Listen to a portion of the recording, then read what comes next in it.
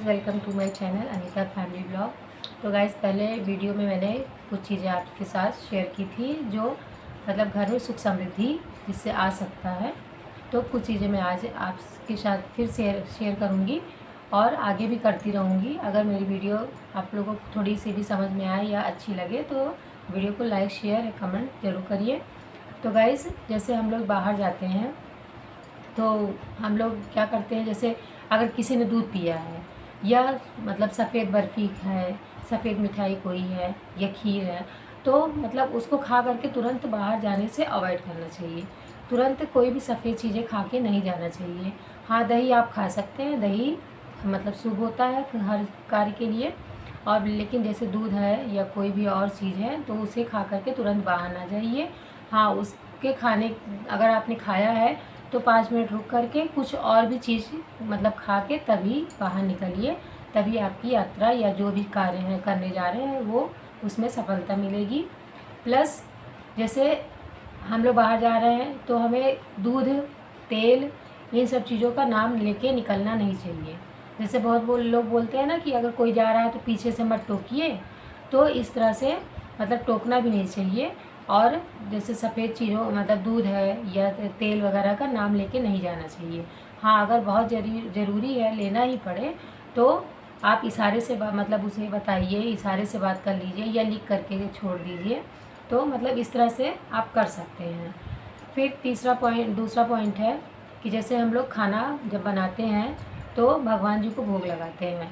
जैसे ठाकुर जी जिन्होंने ठाकुर जी या शालिग्राम कुछ रखे हैं या वैसे भी भगवान जी को तुलसी दल डाल करके भोग लगाते हैं, हम लोग भी लगाते हैं। तो लहसुन प्याज का अगर चीज़ बना है तो उसको आपको भोग नहीं लगाना है। अगर बिना लहसुन प्याज का बना है तो ही आप भोग लगाइए। अगर मतलब लहसुन प्याज का बना है और आपको भोग लगाना है तो आप कोई सूखी चीज़ है जैसे मेवा है, मिश्री है, ये सब चीज़ों का भोग लगा सकते हैं। या तो फिर पहले से ठाकुर जी के लिए कुछ बिना लहसुन प्याज का बना करके उसको आप रख लीजिए, उसको भोग लगाइए।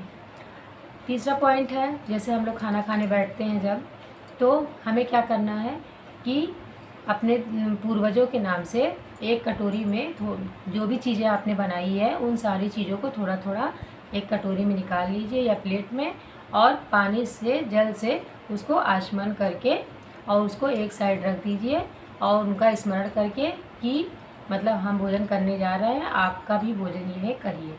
तो इससे क्या होता है, हमारे कुल देवी देवता जो हैं या हमारे मतलब पूर्वज जो हैं वो प्रसन्न होते हैं कि हमारा स्मरण इसको है, ये हमारा स्मरण रखती हैं इन लोग, तो वो आशीर्वाद देते हैं। तो आशीर्वाद मतलब बुज़ुर्ग लोग का आशीर्वाद जो है वो बहुत ही ज़्यादा फलता है। तो ये उपाय आपको ज़रूर करना ही चाहिए। जैसे जो लोग नहीं हैं आपके घर में, बड़े बुज़ुर्ग मतलब ख़त्म हो चुके हैं, तो उनके नाम से आप खाना थोड़ा सा रोज़ निकाल के रखिए।